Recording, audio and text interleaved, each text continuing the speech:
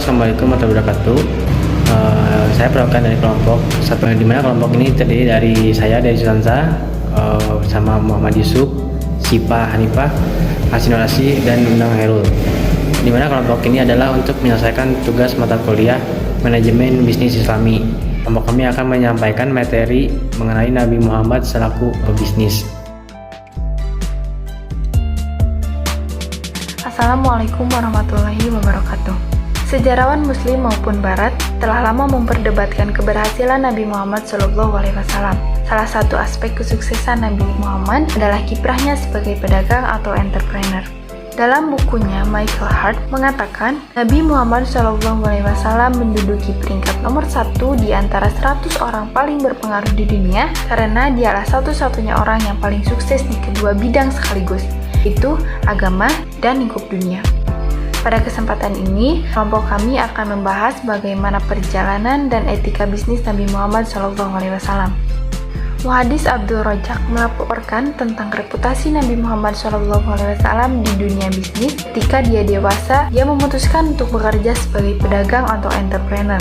Ketika dia tidak memiliki modal, dia menjadi pengelola bisnis atau sahibul mal untuk investor dengan sistem bagi hasil. Literatur sejarah melaporkan bahwa Nabi Muhammad SAW sering disebut sebagai Al-Amin atau Ashidik di masa mudanya dan bahkan pernah menemani pamannya berdagang di Suriah saat berusia 12 tahun. Nabi Muhammad SAW aktif di bidang kewirausahaan atau bisnis selama lebih dari 20 tahun sehingga ia dikenal di Yaman, Suriah, Basra, Irak, Jordania, dan kota-kota komersial Jazirah Arab lainnya. Namun deskripsi mendalam tentang pengalaman dan keterampilan bisnisnya jarang dieksplorasi. Sebelum menjadi mudharib atau bendahara harta Khadijah, ia sering melakukan perjalanan bisnis termasuk ke kota Busrah di Suriah dan Yaman. Perjalanan bisnis ke Suriah adalah perjalanan kelima Khadijah bersama dengan perjalanannya. Perjalanan keenam yang dia lakukan bersama pamannya ketika Nabi berusia 12 tahun. Pada usia 30 tahun, seperti kebanyakan pedagang lainnya, dia sangat terlibat dalam bisnis. Dalam sejarah, tercatat 3 dari perjalanan bisnis Nabi Muhammad SAW setelah menikah, yaitu yang pertama perjalanan bisnis ke Yaman, kedua ke Najd, dan yang terakhir ke Najran.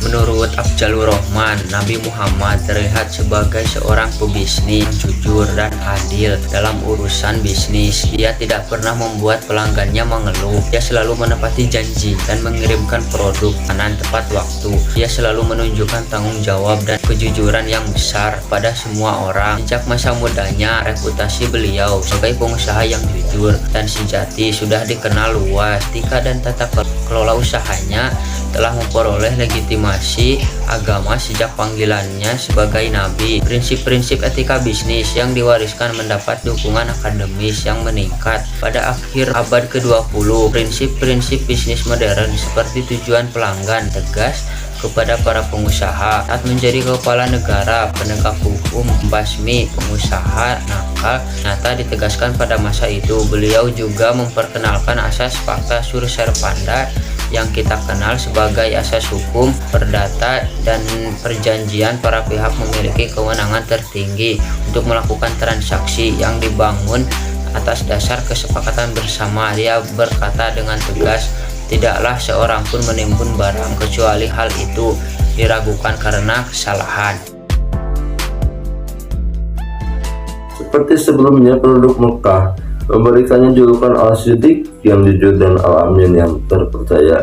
Gelar Al-Amin diberikan kepadanya sebagai seorang pedagang. Tidak heran Khadijah juga melihatnya sebagai mitra yang handal dan menguntungkan. Jadi dia mengirimnya dalam beberapa perjalanan bisnis ke berbagai pasar di utara dan selatan. Dengan modalnya, hal ini terkadang terjadi pada modal perdagangan, kontrak penghasilan gaji, dan kontrak bagi hasil dalam dunia manajemen. Peter Drucker menggunakan kata benar untuk mengungkapkan arti efektivitas dan efisiensi.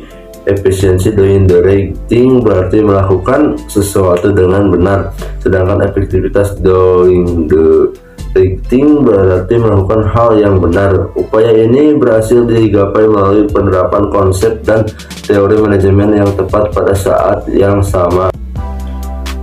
Efisiensi ditetapkan pada tingkat pencapaian tujuan yang dilaksanakan melalui penggunaan kepemimpinan dan pemilihan strategi yang tepat.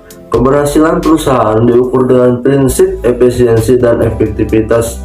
Prinsip ini mendorong para peneliti dan praktisi untuk mencari cara, teknik, dan metode yang dapat mencapai efisiensi dan efektivitas tertinggi. Semakin efektif dan efisien suatu perusahaan, maka semakin kompetitif perusahaan tersebut. Dengan kata lain, tergantung keberhasilan usaha, karakteristik, dan dijadikan modal untuk menerapkan prinsip efisiensi dan efektif.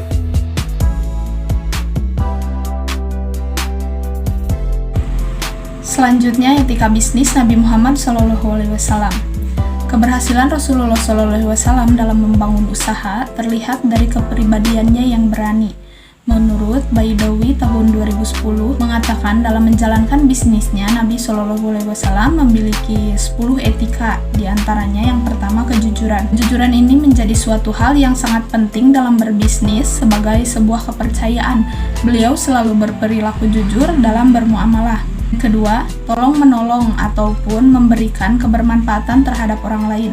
Pelaku usaha sudah seharusnya tidak hanya memikirkan keuntungan, namun harus memiliki perilaku yang ta'awun atau tolong menolong dalam hal kebaikan, terutama dalam usaha atau berbisnis. Yang ketiga, dilarang haror, baik takaran, ukuran maupun penimbangan harus sesuai. Dalam berbisnis, penimbangan yang sesuai adanya dan tepat wajib diutamakan. Yang keempat, dilarang mengejek usaha yang lain supaya membeli terhadapnya. Rasulullah SAW bersabda, janganlah seseorang di antara kalian menjual memiliki tujuan dalam menjelekkan apa yang dijual yang lainnya. Hadis riwayat muttafaq alaih. Dan yang kelima, dilarang menumpuk-numpuk harta atau ihtikar. Melakukan menumpuk-numpuk harta pada masa tertentu yang memiliki tujuan supaya harganya meningkat di kemudian dapat keuntungan besar yang didapatkan. Dalam kegiatan ini, Nabi SAW sangat tidak memperbolehkan etika bisnis seperti ini. Yang keenam, dilarang monopoli menguasai suatu hak milik untuk memperoleh keuntungan. Ini merupakan sifat buruk dari kapitalis. Hal ini sangat tidak diperbolehkan oleh Islam. Yang ketujuh, komoditas yang diperdagangkan harus halal dan suci, bukan barang-barang yang terlarang. Yang kedelapan, kegiatan usaha yang dilakukan harus terhindar dari riba. Yang kesembilan, dalam suatu usaha dilakukan dengan dasar saling ridho tanpa paksaan. Firman Allah Subhanahu wa Ta'ala, hai orang-orang yang beriman, tidak boleh kamu saling memakan harta sesama yang melalui jalan yang batil, kecuali melalui secara usaha yang saling suka di antara kamu. Yang ke-10, membayar gaji karyawan sebelum ia kering keringatnya. Nabi Muhammad SAW bersabda, berikanlah upah pada karyawan sebelum ia kering keringatnya. Hadis ini menjelaskan bahwasannya dilarang menunda-nunda upah pegawai. Pembayaran upah mesti sesuai pada kerja yang dilaksanakan.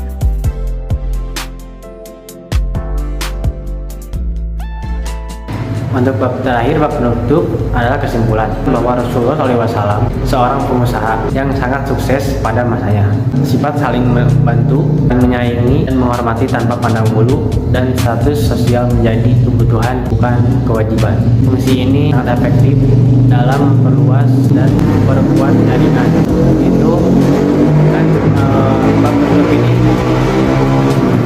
adalah sekaligus penutup dari penyampaian materi dari kita.